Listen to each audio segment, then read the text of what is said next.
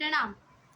मैं हूँ Pritha Agarwal, diploma computer engineering की स्टूडेंट और फिलहाल मैं कृष्णिका बनने की ट्रेनिंग दे रही हूँ। और हम इस प्रोग्राम में time scientist professor Ashwini ji Agarwal से कुछ टीनेज डाउट्स के बारे में बात करते हैं।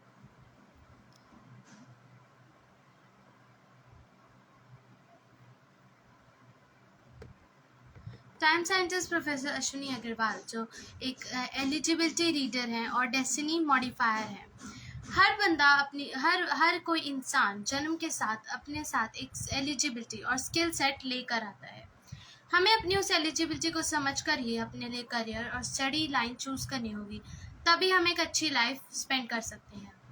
और हर किसी के डेस्टिनी में कुछ प्लेजर्स और कुछ पेन लिखे होते हैं, तो हम डेस्टिनी मॉडिफिकेशन के थ्रू उन प्रॉब्लम से होने वाले नुकसानों को कम कर सकते हैं और उन हैप्पीनेस को बढ़ा सकते हैं।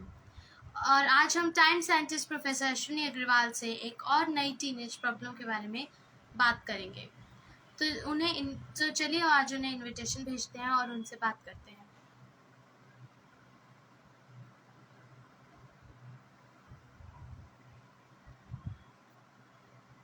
कल हमने प्रोफेसर अश्विनी जी अग्रवाल से बात की थी कि हम स्ट्रेस के ऊपर, हर किसी इंसान को लाइफ में स्ट्रेस रहता है एग्जाम्स के लिए, या जो करियर में भी है उसको भी स्ट्रेस रहता है कि अगर मेरी जॉब चली गई, अगर मुझे सैलरी ना मिली तो मैं क्या करूँगा। और जो स्टूडेंट है उसको भी स्ट्रेस रहता है कि मुझे पास होना है, मुझे अच्छे मार्क्स लाने हैं और मुझे अच्छे से वो करना है, अच्छे से डिग्री लेनी होगी, तभी मेरा कैरियर बनेगा। तो हम उन सभी स्ट्रेस को कम कर सकते हैं अगर हम अपनी एलिजिबिलिटी समझकर अपने लिए कैरियर चूज करें और अपनी डेस्टिनी मॉडिफिकेशन करवा लें। ये हमने उन्हें इनविटेशन भेजा है।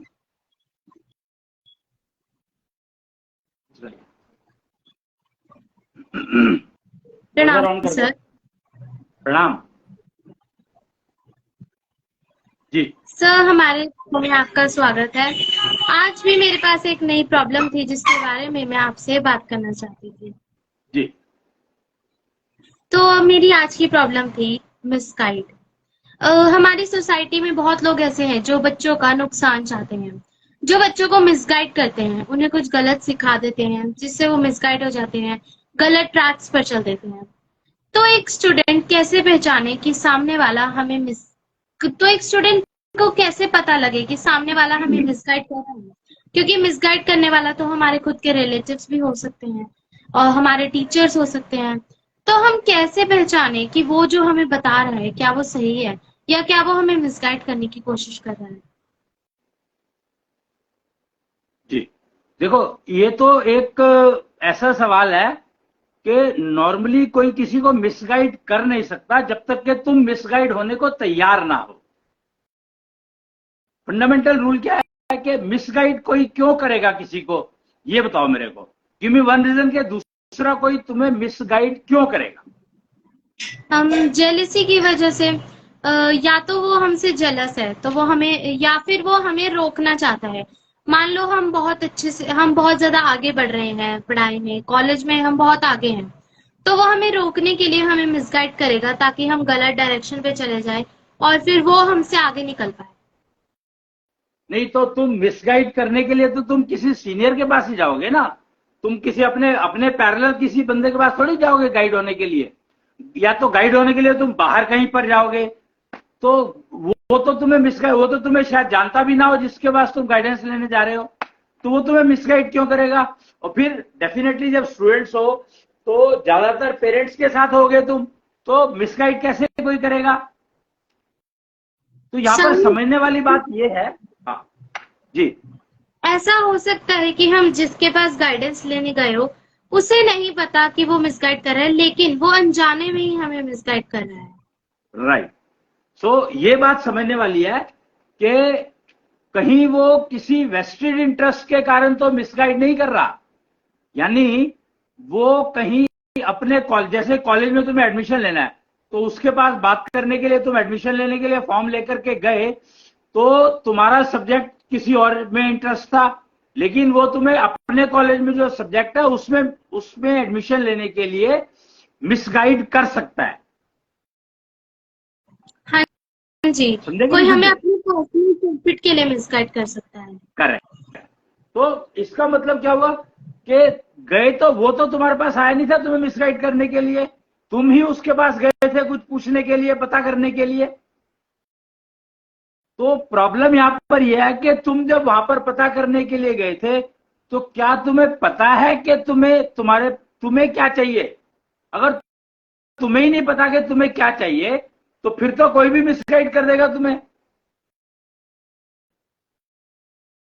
समझे कि हमें पता नहीं? होता है हमें क्या चाहिए, हम कुछ सोच समझ कर ही उसके पास जाते हैं पूछने के लिए।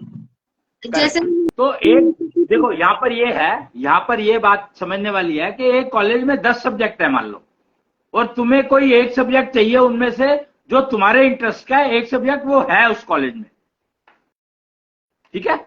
और तुम उस कॉलेज में जाते इसीलिए हो कि एक सब्जेक्ट है उसमें मुझे एडमिशन मिल जाए,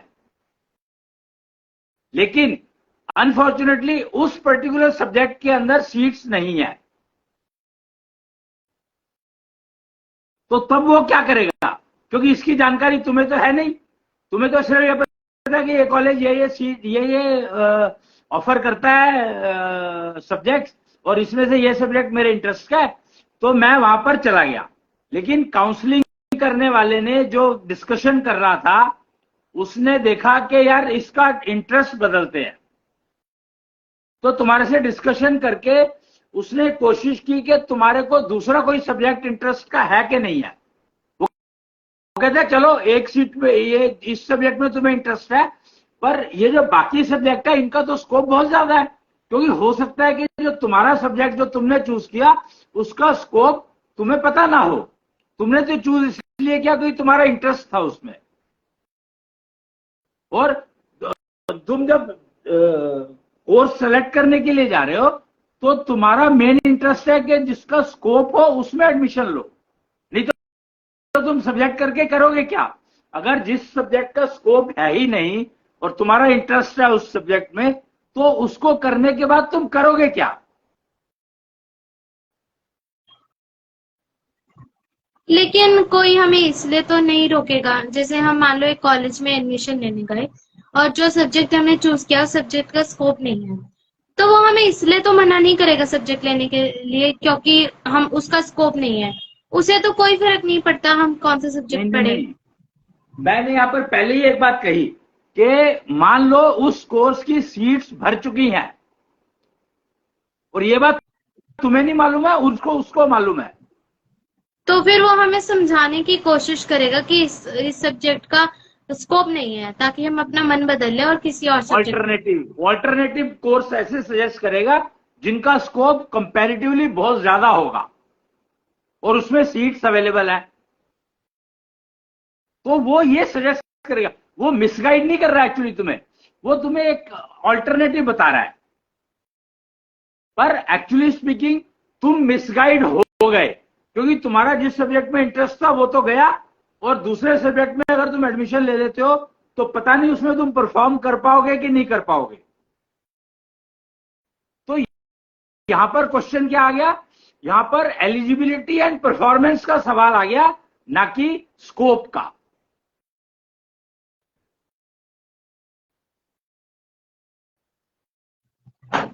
तो अब जैसे हम किसी कॉलेज में, जो आपने एग्जाम्पल दिया मैं उसी एग्जाम्पल से पूछ रही हूँ कि अब उसने हमें किसी और सब्जेक्ट का सजेस्ट किया कि तुम ये सब्जेक्ट ले लो, इसका स्कोप ज्यादा है, और तो हम ये कैसे पहचाने कि वो हमें मिसगाइड करने की कोशिश कर रहा है या वो सच में बता रहा है वो नहीं, सच है। देखो स्कोप की जहां तक बात है वो तो सच हो सकता है, लेकिन तुम उसमें परफॉर्म कर पाओगे कि नहीं कर पाओगे ये तो तुम्हें सोचना है ना। उसने तो बता दिया हाँ जी। कि इसका स्कोप ज्यादा है, पर स्कोप ज्यादा होने का मतलब ये नहीं है ना कि तुम उस सब्जेक्ट में भी वैसा ही परफॉर्म कर पाओगे जो सब्जेक्ट तुमने चुना था उसमें कर पाते।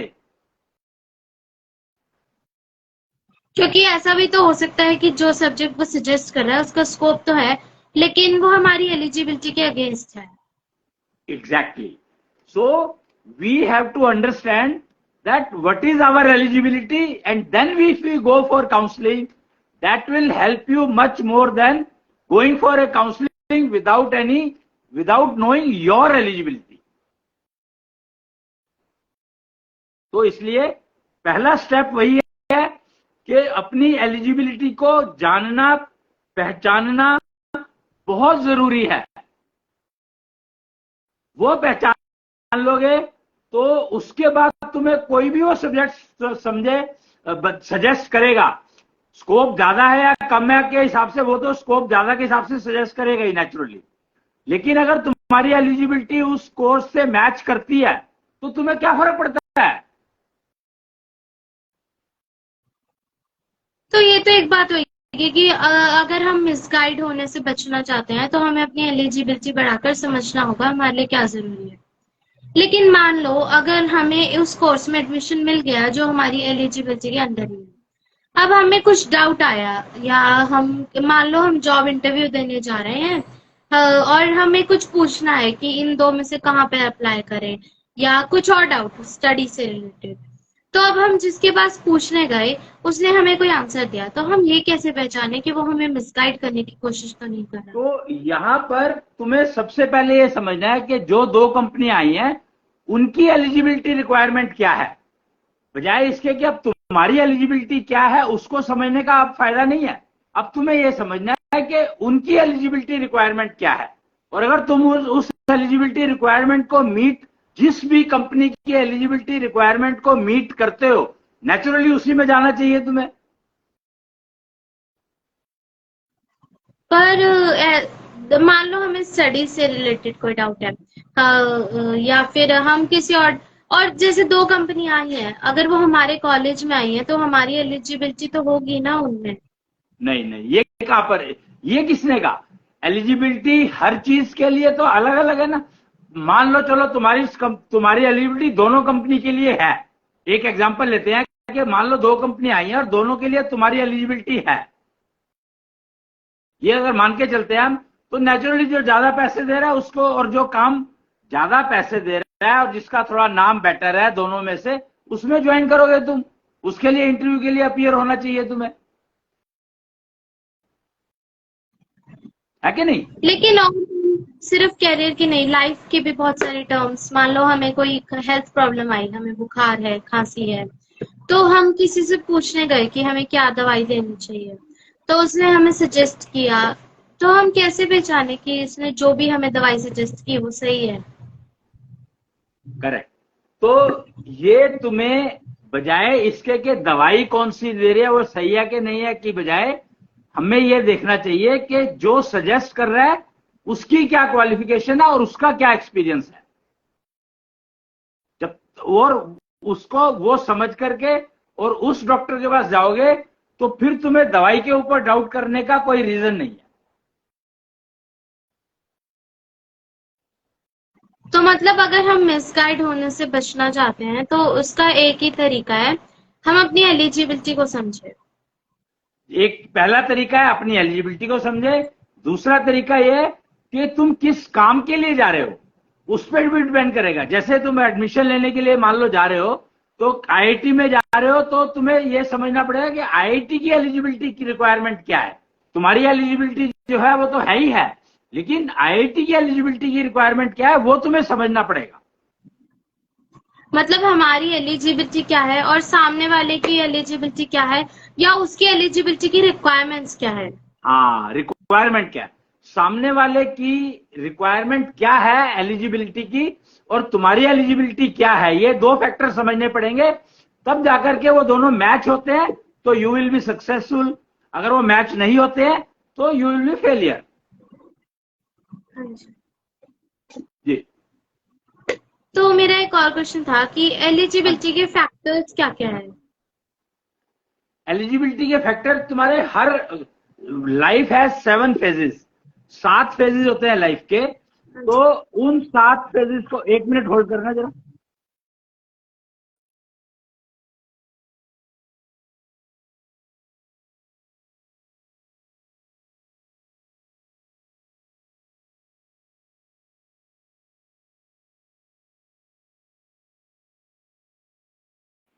हाँ जी, हेलो। मेरा ये क्वेश्चन था। हाँ जी अश्विन जी। क्या जी? हाँ हाँ बोलिए। मेरी कि मेरा आवाज यही आ रही है कि नहीं? क्वेश्चन। हाँ जी, आपकी आवाज आ हाँ रही है। हाँ बोलिए। तो मेरा क्वेश्चन था कि हम अपनी एलिजिबिलिटी के हमारे क्या क्या फैक्टर्स होते हैं। राइट। तो एलिजिबिलिटी के लिए तुम्हारे को एक टेक्नोलॉजी है एशो चार्ट। उसमें 5 पैरामीटर्स दिए गए हैं। कौन कौन से पैरामीटर है एलिजिबिलिटी के अंदर आते हैं? जो एक तो तुम्हारी लर्निंग एफिशिएंसी, कि तुम कितना जल्दी सीख पाते हो कोई चीज को, नई चीज को सीखने में तुम्हें कितना टाइम लगता है, तो लर्निंग एफिशिएंसी। दूसरा आता है परफॉर्मिंग एफिशिएंसी, यानी तुमने सीख तो लिया पर उसको एग्जीक्यूट करने में तुम्हें कितना टाइम लगता है, कितने अच्छे से तुम एग्जीक्यूट कर पाते हो। तीसरा पैरामीटर होता है तुम्हारा सुपर बीएमआई। सुपर बीएमआई का मतलब है कि तुम समझते कितना हो। तुमने सीख तो लिया पर उसको इंप्लीमेंट करने के लिए समझने में कितना टाइम लगेगा, तुम्हें कितना अच्छे से तुम उसको समझ पा रहे हो या दूसरे को समझा पा रहे हो। टीम मेंबर है मान लो, तो दूसरे ने पूछा कि तुम्हें क्या समझ में आया, तो how best you are able to explain to the person that yes I have understood the problem correctly. तो सुपर बीएमआई से रिफ्लेक्ट होता है, यानी जेंडर कॉन्ट्राडिक्शन। फिर चौथा आता है अपनी वो फिजिकल एबिलिटी। मान लो तुमने सीख भी अच्छा लिया, तुम परफॉर्म भी अच्छा कर सकते हो, लेकिन तुम्हारी फिजिकल एबिलिटी में कुछ प्रॉब्लम है जिसकी वजह से तुम उसको एग्जीक्यूट करने में टाइम लगाते हो। परफॉर्म अच्छा करोगे पर टाइम ज्यादा लगाते हो because of your physical disability. कोई फिजिकल एबिलिटी में कोई कमी है तो उसके कारण से तुम टाइम ज्यादा लगाते हो उस काम को, जबकि तुम्हें लर्निंग भी हो गई, परफॉर्मिंग भी तुम्हारी अच्छी है, तुम समझा भी पाए हो, पर जब एग्जीक्यूशन का टाइम आता है तो उसमें टाइम जरूरत से ज्यादा लग जाता है। So this depends on your physical ability. तीसरा, चौथा और पांचवा क्या है? लर्निंग हो गया, परफॉर्मिंग हो गया, एशो मैनेजमेंट हो गया, और ये हो गया सुपर बीएमआई हो गया, और एक और होता है ना, 5 पैरामीटर होते हैं। और फिर छठा पैरामीटर है जेंडर, कि जेंडर के अकॉर्डिंगली अगर तुमने काम लिया है तो you will definitely be successful. अगर तुमने वहां पर जेंडर के अकॉर्डिंग काम नहीं लिया है तो chances of failure are getting induced in them. तो इसलिए जेंडर भी इंपॉर्टेंट है। जब हम एलिजिबिलिटी की बात करते हैं तो एलिजिबिलिटी में 7 पैरामीटर आते हैं,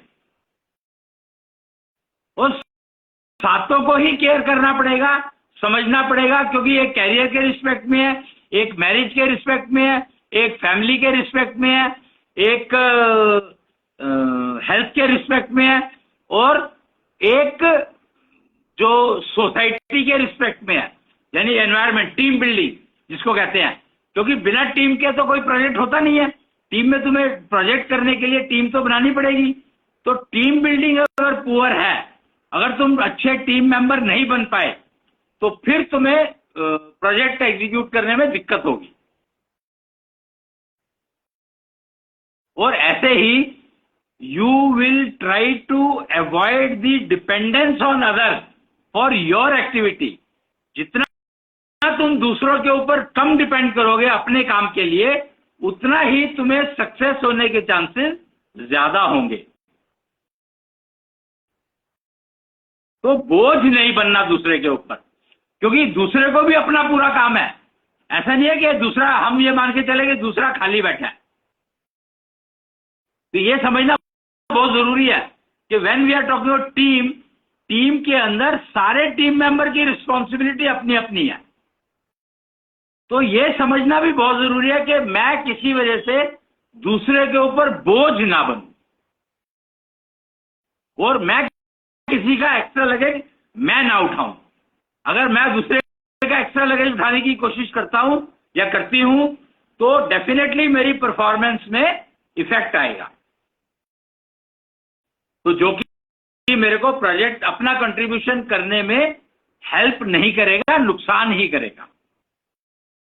तो ये 7 फैक्टर्स के ऊपर बेस्ड है तुम्हारी एलिजिबिलिटी। जी। तो मतलब अगर हम अपनी एलिजिबिलिटी को ठीक से समझना चाहते हैं तो हमें 7 फैक्टर्स है टोटल जो हमें समझने होंगे। एग्जैक्टली सब समझने होंगे और फिर उनमें जो जिसमें कोई डेफिशिएंसी है तो उसको पूरा भी करना होगा, तभी तुम successful living, successful life and successful career, successful health जी सकते हो, रह सकते हो, इंक्लूडिंग फैमिली लाइफ। जी तो आपने जैसे 6th फैक्टर बताया कि हम किसी के ऊपर बोझ ना बने, तो हम कैसे हमें पता कैसे लग सकता है कि हम बोझ बन रहे हैं किसी के ऊपर? हमें पता तो नहीं चलेगा ना। नहीं, नहीं आराम से बहुत आसानी से पता लग जाता है। आसानी से पता ऐसे लग जाता है कि मान लो एक टीम, जब टीम के मेंबर तुम बन गए और तुम्हारी रिस्पॉन्सिबिलिटी तुम्हें असाइन हो गई, उस रिस्पॉन्सिबिलिटी को तुमने एक्सेप्ट कर लिया और रिस्पॉन्सिबिलिटी तभी दी जाएगी जब तुम उस काम को करने लायक हो गए, तुम्हारी एलिजिबिलिटी थी उस काम को करने लायक, तभी तो तुम्हें वो काम मिला। लेकिन अगर तुमने अपनी एलिजिबिलिटी को समझा नहीं और बिना एलिजिबिलिटी समझे तुमने वो काम की रिस्पॉन्सिबिलिटी ले ली, तो फिर वो तुम हमेशा दूसरों के ऊपर डिपेंडेंट रहोगे। रहना ही पड़ेगा क्योंकि तुम्हें पता है तुम्हारी वीकनेस क्या है। तो अपनी वीकनेस कभी भी नहीं रहेगी, आपके अंदर अपनी वीकनेस कभी भी नहीं रहेगी अगर तुम अपनी एलिजिबिलिटी को अच्छे से समझते हो और मेंटेन करके रखते हो। तो खाली समझना नहीं है, उसको मेंटेन भी रखना है, जिससे कि सक्सेसफुली तुम प्रोजेक्ट एग्जीक्यूट कर पाओ, चाहे वो फैमिली बनाने का हो, चाहे वो मैरिज का हो, चाहे वो कैरियर का हो। तो मतलब आपके अकॉर्डिंग हमारी लाइफ में हम जितने भी चीजें करते हैं वो सभी एक एक प्रोजेक्ट होता है, और जितने भी हमारे फैमिली मेंबर्स भी एक्चुअली में हमारी एक टीम होती है। तो फैक्ट यही है कि जब तक तुम फैमिली को एज ए टीम नहीं बना सकते तब तक तुम्हें फैमिली नहीं बनानी चाहिए, या फैमिली उसी के साथ बनानी चाहिए जिसके साथ तुम टीम बना सकते हो।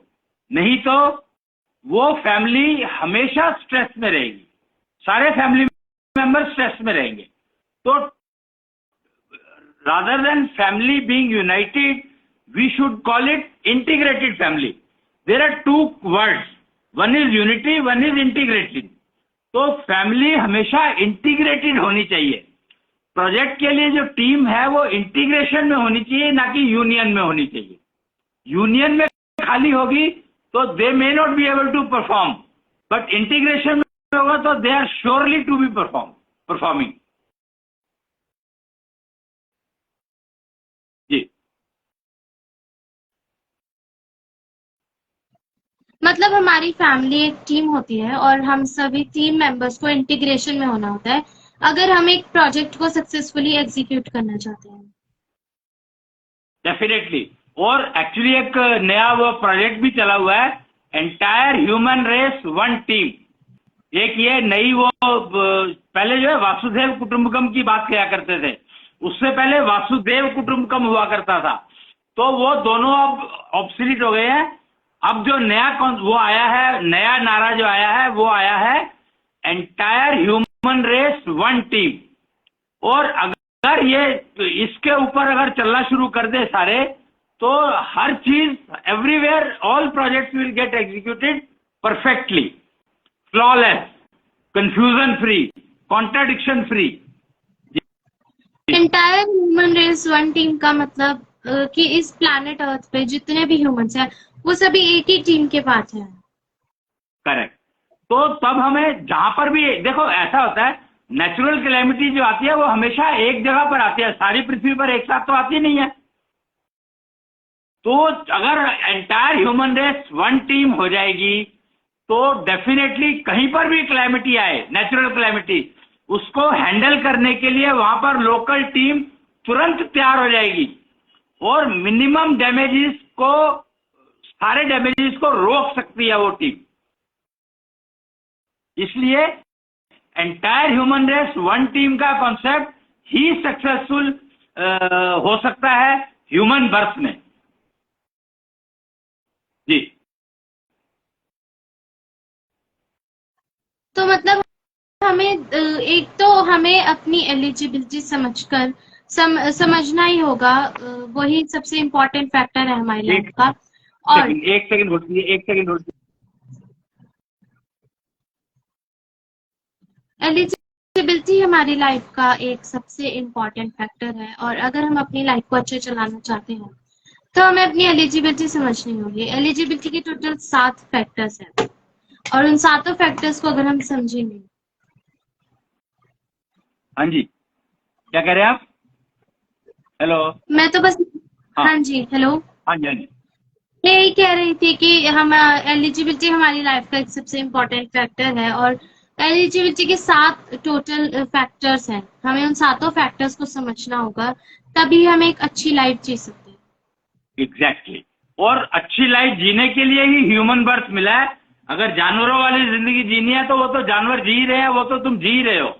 लेकिन अगर ह्यूमन बर्थ को एंजॉय करना चाहते हो, जो बड़ी मुश्किल से मिलता है कहते हैं, तो उसके लिए तुम्हें अपनी एलिजिबिलिटी को मेंटेन तो करना ही होगा, और इम्प्रूव भी करना होगा, समझना भी होगा। जी। तो अश्विनी जी, मेरा आज का जो सवाल था कि हम अपने आप को मिसगाइड होने से कैसे बचा सकते हैं। तो हम अगर अपने आप को मिसगाइड होने से बचा सकते हैं तो हमें अपनी एलिजिबिलिटी समझनी होगी। या तो हम अपनी एलिजिबिलिटी, आप बोलो, आप कर लो कंप्लीट। हम अपनी एलिजिबिलिटी समझे, या हम दूसरे की एलिजिबिलिटी रिक्वायरमेंट्स को समझे। और यही 2 फैक्टर समझकर हम अपनी लाइफ को अच्छे चला सकते हैं और खुद को मिसगाइड होने से बचा सकते हैं।